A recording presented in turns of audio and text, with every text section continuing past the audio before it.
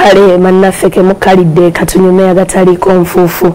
Tutandise n'ebipya ku Best Man yalivudde omugole ebyongedde okuzuuka ngono muweereza Ekiwa Mirembe. Nannyini mugole yagenze ku lutikko e Lubaga ng'asaba bamulungamye ku ngeri y'okwawukanamu n'omugole ono nti kuba yanditwala ebintu bye.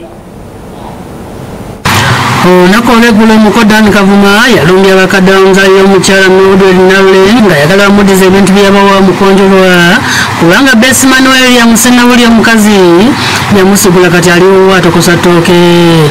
Yaweza okuddeyo olunaku olwaleero n'ebintu bye nti era abisanga mu lujja nga bye bakoze ku ntebe ze yabawa n'abalagira okumuweerera ennyinyi mukwano ogwe Ssenabulya William yamulivula byabawadde.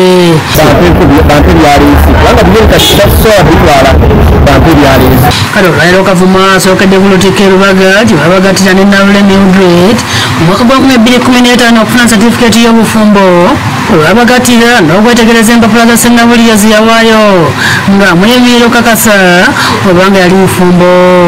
Olutuuse yavumbye akafuba ne bafaada era oluvuddeyo alutegeeza nti bafaada kye bakubye wala okumanya nti Ssenabulya yakoze kino ate nga muweereza Ekiwa Mirembe. Kyova olaba era ne mu kitabo yawandikamu William Ssenabulya teyateekamu owabbulala William Ssenabulya naye ng'alinnya Ekiwa Mirembe era ababeera Ekiwa Mirembe buli lwakuna asomesa asabisa nnyo buli lwakuna. Agambye nti beetegereza satifikeeti gye yabawa